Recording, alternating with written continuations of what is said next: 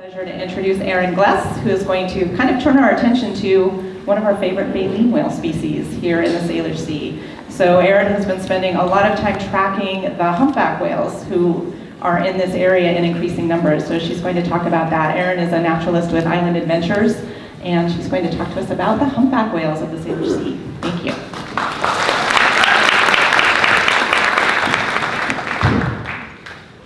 Okay. All right, well, thank you very much, Cindy and everyone. Again, my name is Erin, and I'm here today to talk about a really neat piece of technology that came out a few years ago known as Happy Whale. And just curious to gauge the audience, raise your hand if you have ever heard of Happy Whale before. Okay, I see a good amount of hands. It was actually just featured on an episode of PBS Nature a couple of weeks ago, so that was a really good bit of exposure for them. So of those of you that raised your hands that you've heard of Happy Whale, how many of you are actually submitting photographs to Happy Whale and using it? Okay, not as many hands. And I see a lot of hands that are not up at all. And you are the folks that I really want to talk to today, because Happy Whale is the type of program that works better the more people are using it. And so I'm going to go over today how Happy Whale works, how easy it is to use, and some of the really interesting things that we are learning about whales thanks to this program. So Happy Whale was developed for primarily humpback whales, so just a really quick primer on humpbacks. They're about the size of a bus, 40 to 50 feet long, 50 to 80,000 pounds. We think they can live a pretty long time, about 80 years or so. And diet, they're not super picky eaters. They are baleen whales, so they'll eat pretty much anything that can get stuck in those baleen plates. So krill, lots of different types of bait fish. They're pretty generalist feeders. It's one of the reasons that they have adapted really well in a variety of different areas. Speaking of those different areas, this is a map of the populations of humpbacks that are around the world. They're pretty widely distributed. There's 14 populations right now that we know of. As a kind of general trend, humpback whales are going to be feeding in cooler waters, and then they migrate to warmer waters to breed and give birth. And theirs is one of the longest mammal migrations on Earth. They average about 10 to 12,000 miles round trip every year. And we'll talk a little bit more about this in just a bit. As far as humpback whale identification goes, humpbacks are, in my opinion, the easiest type of whale to identify. It's probably why I like identifying them so much, is because it's so easy compared to, say, orcas and fin whales and things like that.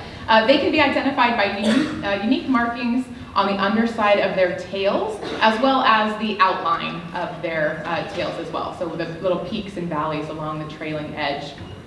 These markings can change a little bit over time, but by the time the whale is about 2 to 3 years old, those patterns are fairly well solidified. If you are a whale with dark flukes over your life, you might get white colored scars. If you are a whale that has mostly white flukes, you'll develop dark scars if there's any injury. And here in the Salish Sea, we have humpback whales that are pretty much entirely dark flukes. We have whales that are nearly entirely white, and pretty much every ratio in between. And then, as I mentioned, the little ridges and peaks and valleys as well can be used to identify, especially this whale over here on the left-hand side of the screen is a whale known as divot. She has a very pronounced divot in the side of her fluke, and so little marks like that can help us tell them apart as well. And for a very, very long time, if you were researching humpback whales, you did it on a fairly local scale. So perhaps you studied humpbacks in Alaska and you had photographs of your population there. Maybe in Hawaii, you had your own catalog. In New England, you had your own catalog. But there was not a whole lot of sharing of that information. Not necessarily because it was proprietary, it just wasn't easy to share that type of information across long distances. In 2004, a really, really big study was undertaken to help kind of bridge that gap a little bit. And so from 2004 to 2006, the SPLASH study, which stands for Structures of Population, Levels of Abundance, and Status of Humpback Whales. You can see why SPLASH is much easier, so we refer to it as the SPLASH study. But this took place over 3 seasons, so from 2004 to 2006, in all of the North Pacific. Anywhere that there was a known humpback breeding ground or a known humpback feeding ground, More than 50 different research groups, 400 researchers, 10 different countries participated in this study. It was a huge scale, nothing had ever been done like it before, and the goal was to learn more about humpback whale travel patterns, behavior, and population status. At the end of this 3-season study, nearly 20,000 different photographs were taken of different humpback whale tails, and they came up with nearly 8,000 unique individuals that they were able to identify. So this was really the first step in learning a lot more about humpback whale travel patterns in the North Pacific. Now, during the time of the splash study, if you wanted to match a humpback whale to a catalog or to another area, you did it the old-fashioned way. So you take your photograph, and then you're going to go through the catalog, picture by picture, and see if that whale has ever been photographed before. A lot of times, this is the grunt work. So this is done by volunteers and interns, unpaid, folks, because it takes a lot of time, and there's not a lot of funding for projects like this. I used to do this for a couple of seasons for Alaska Whale Foundation. So in the wintertime here in Washington, while whale watching kind of slows down, they would send me a big batch of 100, 200 photos in the catalog, and I would just sit on my couch with some wine and go through those photos. Hopefully my wine didn't affect the validity of any study. But I actually really liked doing this. But one of the downsides of this is that it didn't usually happen until the end of a field season because it takes so much time. And so you could be out there for months and months taking photos of humpback whales, but you really never started to even analyze those photos until things slowed down. So it could be 9, 10 months before you were able to find out what humpback whales you were even watching. And then I lost my job as an Alaska Whale Foundation volunteer because Happy Whale came along. They no longer needed me, but it's a good thing. So I'll tell you a little bit about this program. In 2014, Ted Cheeseman, along with co-founder Ken Sutherland, developed Happy Whale. And the goal was basically to make a splash study 2.0, to build on that collaborative spirit and make it easy to share humpback whale sightings globally across all those different research organizations. Happy Whale works by cross-referencing known whale catalogs like Cascadia Research Collective, Allied Whale, but it also, in addition to comparing with catalogs, compares with any other photo that's been submitted by citizen scientists around the world. And you are the citizen scientists in this room, so if you didn't know it yet, you're all whale researchers, and I'm going to, hopefully by the end of this talk, convince you of that. Happy Whale is very easy to use. The first step is to just sign up. So you just go to happywhale.com. This is completely free. You'll enter your email address, make a password, and from then on, you are ready to start basically contributing to humpback whale science. First step, we need photos to submit. And so you're gonna get out there on the water and look for humpback whales. Whether you go out with a whale watching operation, I know some of you in this room mentioned you have your own boats, which is awesome, or if you just happen to live in a really lucky location where you might be able to see whales from shore, awesome. But the bottom line is we need to get photos of those whales. And we're looking for something very specific to use in Happy Whale. You want a photo that's well lit, so you don't want it to be so bright that there's glare, but you also don't want it to be so dark that you can't see the color patterns on the underside. You want to try to take the photo at a minimal angle, so you want to be as straight of a photo as possible. And also you want to have the underside of the tail. That's what we're using to identify our whales. So these two photos on top, this is definitely what all wildlife photographers love, that cascading waterfall. They're horrible ID photos, okay? So take some for your own personal use, but that's not what we want to see at Happy Whale. This next one here, I'd say, is kind of a medium photo. This is definitely good enough to get a match in the Happy Whale system, but it is at a little bit of an angle. A little bit of the fluke is still underwater. So the gold standard is this bottom photo here. That tail is nice and high up out of the water. It's pretty much straight on, and you're looking at the underside of the tail. So you're aiming for shots like that, really great looks at the tail. If you are an overachiever and you want some extra credit, in addition to that fluke picture, If you are able to get a profile shot of that whale's dorsal fin, you can submit that as well, but I do have a few caveats with this. The first is that it has to be a really good dorsal photo, so like this, pretty much a perfect profile. The second is that they are not using dorsal fins to make IDs with humpback whales. So if you were to just submit that photo, it's not going to go anywhere. We're using the tails primarily for happy whale. But we don't always get to see our humpback whale's tail. If they're not diving deep, or if they're just resting at the surface, they're not always going to show that fluke. And so where the dorsal fin comes in is if you have a pretty good hunch of who you think that whale might be, you can log in and the dorsal photo is supplemental information, okay? So it's not gonna be submitted alone, but if you do have a good one, by all means submit it. It'll simply make the profile of that particular whale stronger. My one bit of advice is please make sure that you do not do that step unless you are 100% sure that that dorsal fin matches that tail that you are submitting. If you're just watching one whale, there's pretty much no question. You know that it belongs to them, but sometimes when we're out there and there's 10, 12 humpback whales all up and down at the same time, it's really hard to be able to prove that that dorsal fin belongs to a particular tail, and we don't want to mess up the catalog. So only do it if you're really, really sure. What we're really, really looking for is the tail photo. Once you have your photos, you go back home, log into your account, and you're going to click on the button in the middle that says Submit Images. And this part is really simple. Basically, you submit your photo without editing it. Please do not edit your pictures before you submit them to Happy Whale. So don't mess with the color, don't crop them. The computer will do all of the work for you. We want them as is. And you follow the prompts. You just drag your photo into this little box here, hit continue, and then you're going to be asked some more details about your particular sighting.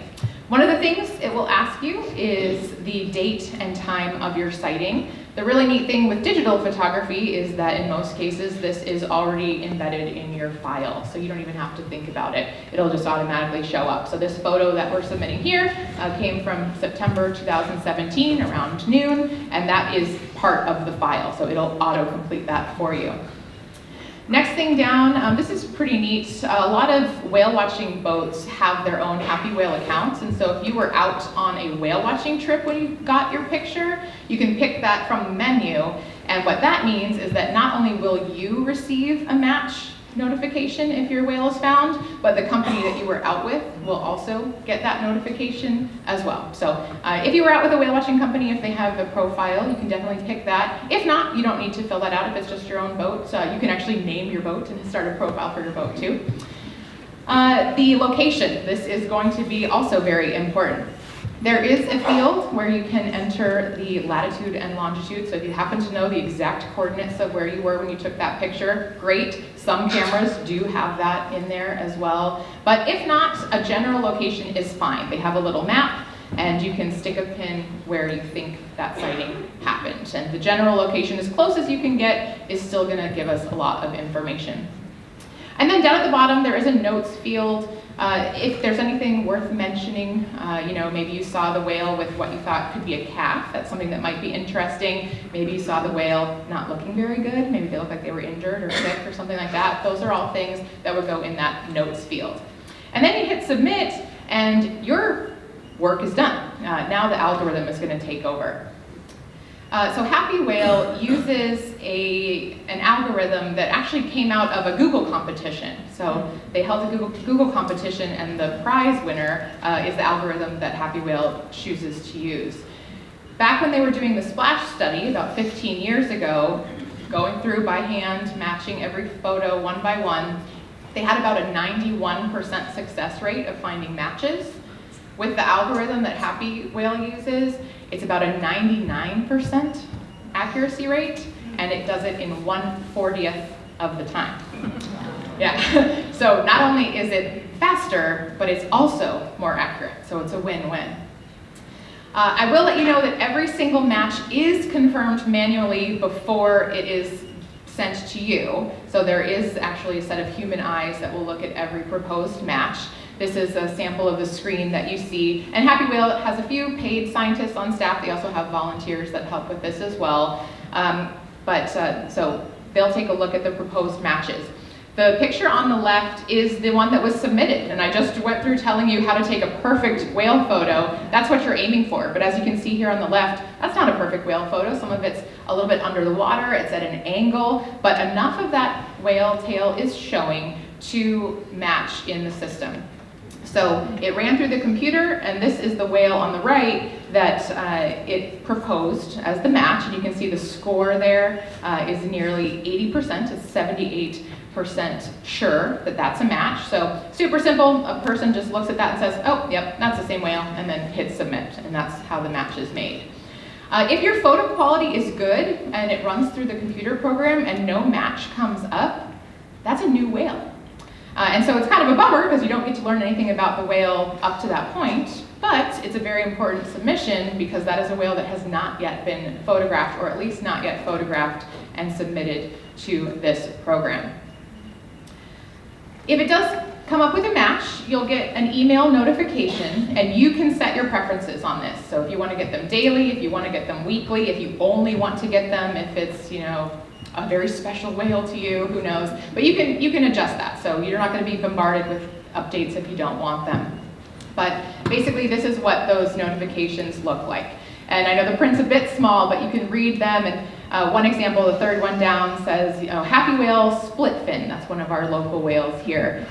He was encountered on October 21st, 2011. You saw that whale on July 14th, 2018. So what that means is someone was going through old photos from 2011, they sent them in, and the system made a match. And that's actually a good point. These do not have to be new pictures. In fact, if you have old pictures, that's a really good bit of data because back then there probably weren't a lot of folks sharing that information. So if you went out on a whale watching trip 10 years ago and are just now getting around to your photos, send them in. I bet we might learn some really interesting things from that.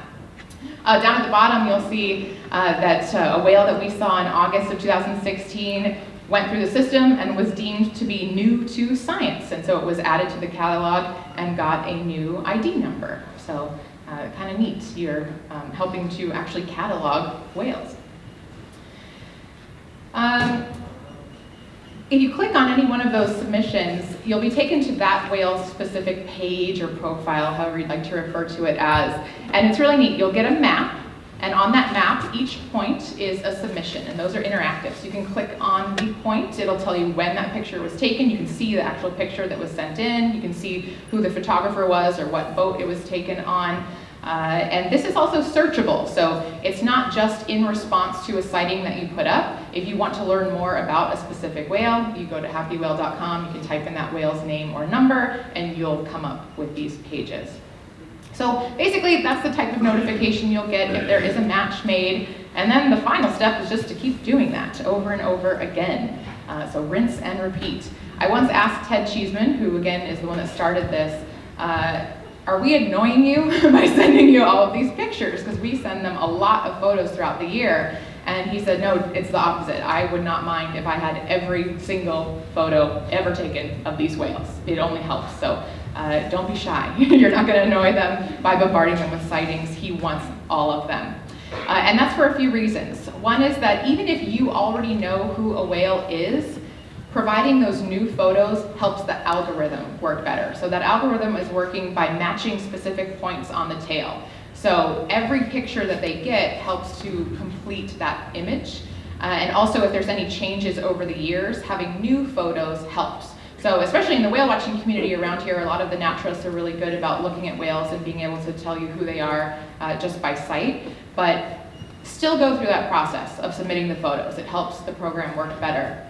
Also, by providing multiple submissions, it helps us learn more about the whale's behavior. So if you saw a whale in one spot in April, and then maybe 2 months later you saw it in a slightly different spot in June or so, still send both of them in, because that will tell us whether or not over the course of a season a whale is moving a long distance. It might tell us that they're not moving at all and they like to hang out in one particular place. So again, just because you did it once, don't think that that's over. Keep doing it. It really doesn't matter. And you saw it doesn't take much time at all. You just drag the photo and submit.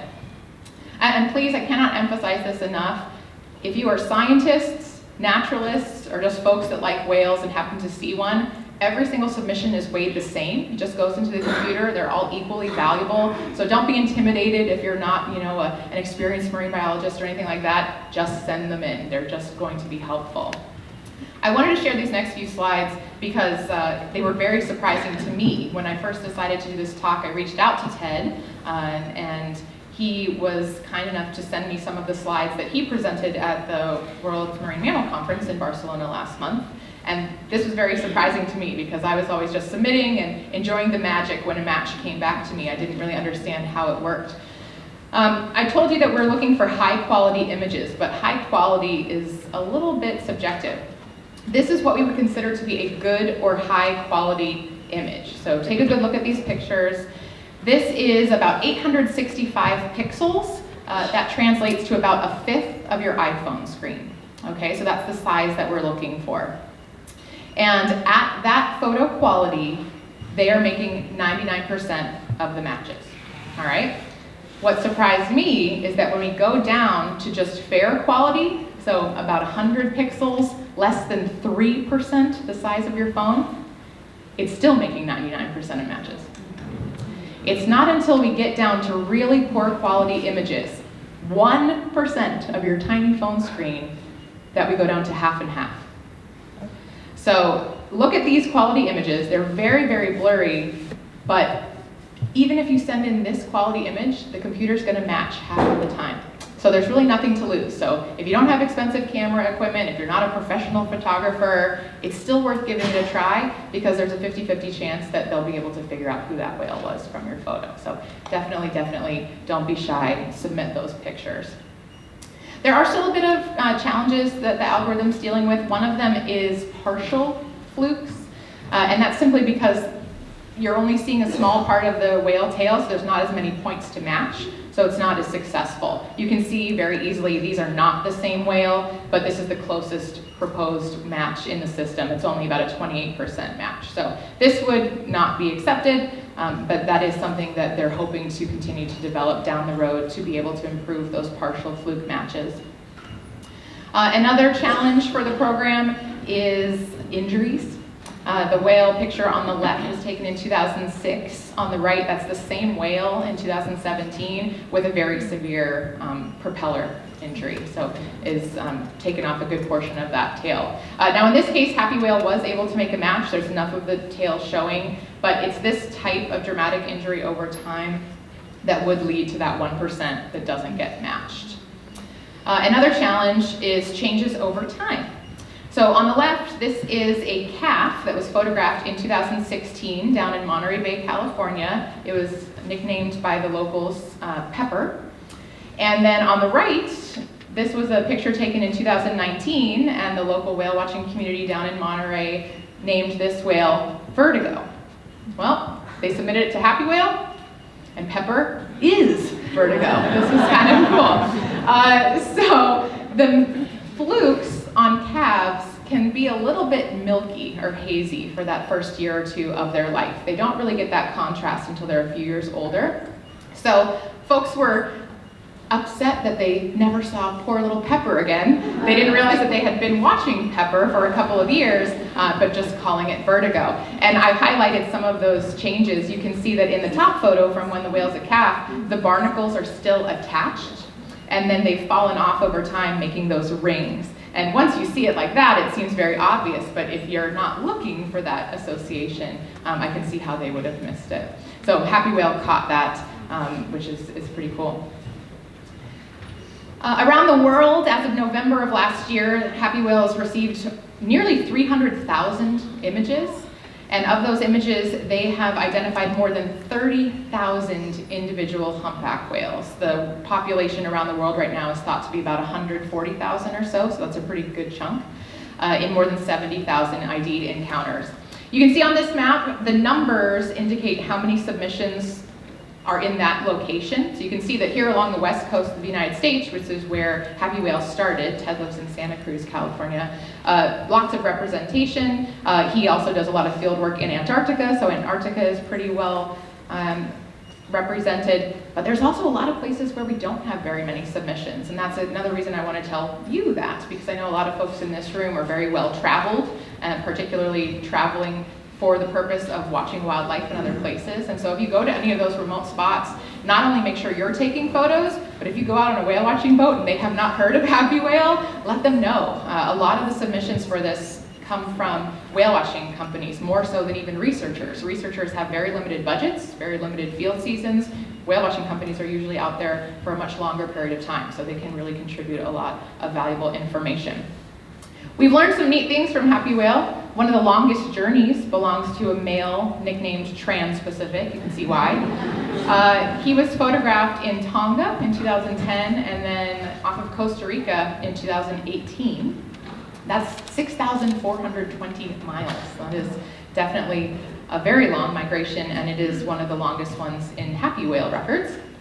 Longest time between sightings, this is a neat one. There's a North Atlantic humpback whale nicknamed Hepzibah. First photographed July 1977, not photographed again until July 2017. That is 40 years between sightings. And this one makes me feel good because sometimes as a naturalist, we get really invested in our local whales, and if we don't see one for a year or two, we start to get a little bit nervous.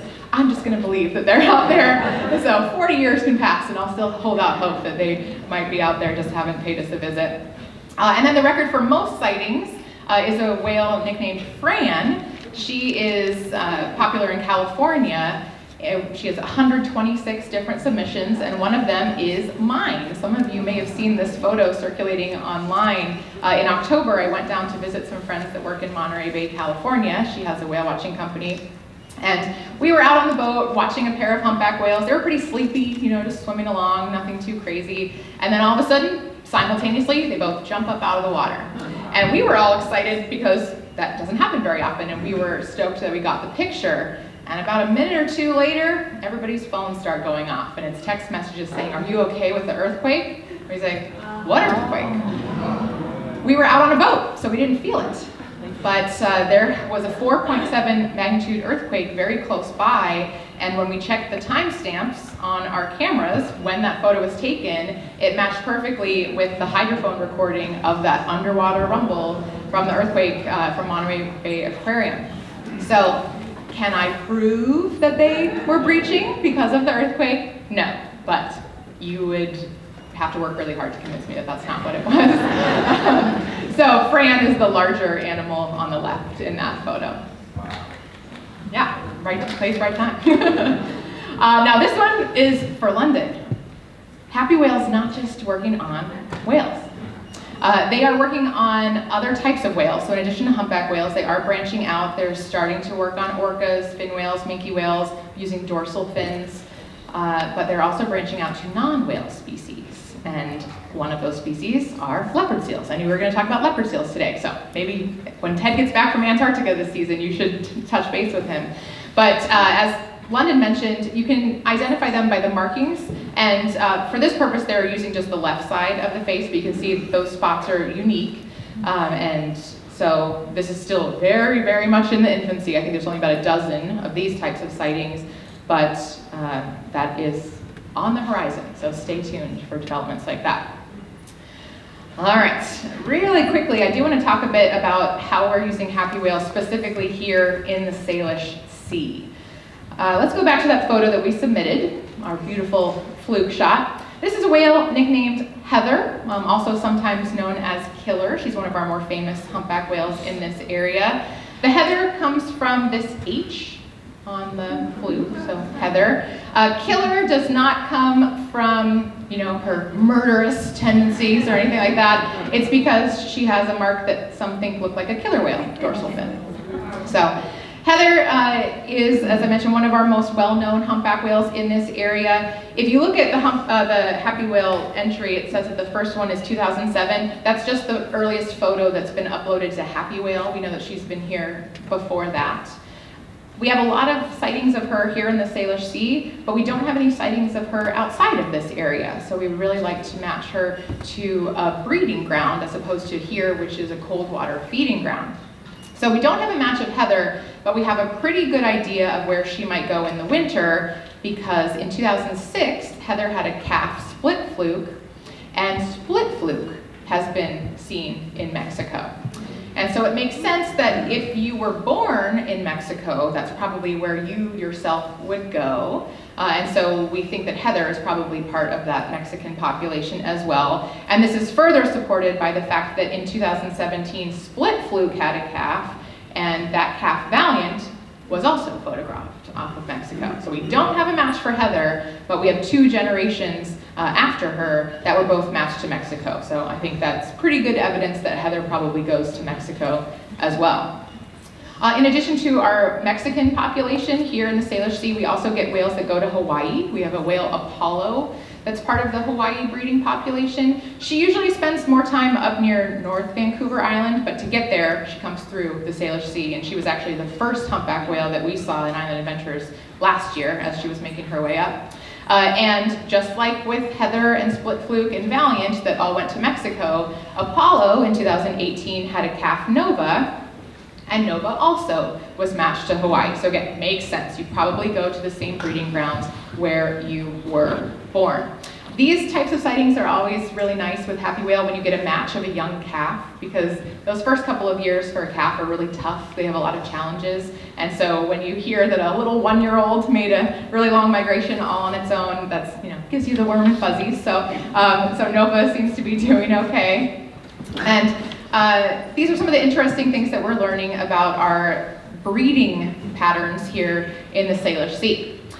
I will tell you, however, that when it comes to cetacean research, nothing is ever clear-cut like that, okay? In researching for this talk, I found 3 whales that were just not following the pattern.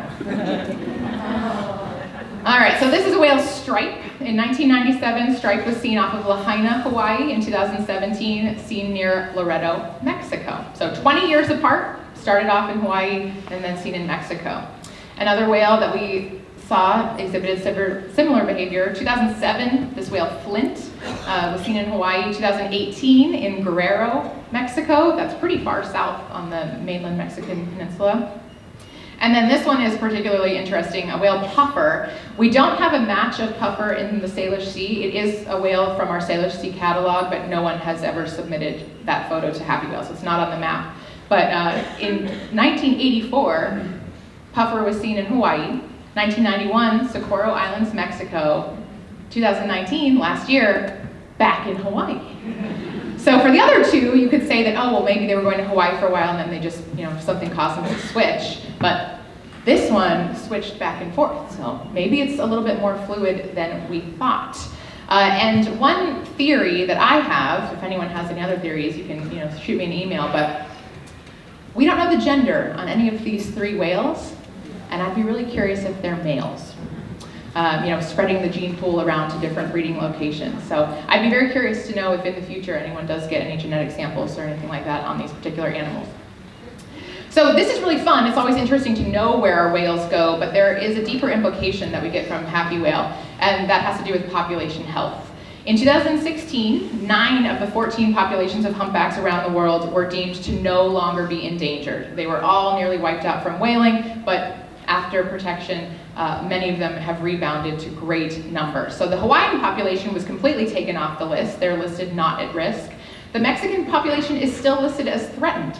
So it's nice to know where our humpback whales go, because it helps to, monitor their overall health. We have a better idea of, what those population numbers are, where they're feeding, what threats they might experience. And what we see here in the Salish Sea is indicative of what was happening around the world. Worldwide populations of humpbacks increasing, and so they started to come back into this area where they had been wiped out. This is a great graph from Cascadia. You can see basically 0 humpbacks 20, 25 years ago. We got a big boom 10 years ago, huge boom 5 years ago, and now we're off the chart. We have about 400 to 500 identified humpback whales now. That's not to say that there's always 400 to 500 here, it's just that's how many over the years we have documented. But this is really encouraging to see this, exponential increase. It's not happening everywhere, and this is where Happy Whale comes in as being important again. In Hawaii, sightings are down about 50 to 80% over the last couple of years of humpback whales. Same in Glacier Bay, Alaska. That's another popular place where people used to go to see humpbacks. In 2018, it was the lowest sighting since 2002, down by more than half. So what happy whale can tell us is, are these whales dying? Are they not reproducing? Or are they just going somewhere else? That's what we would hope to solve.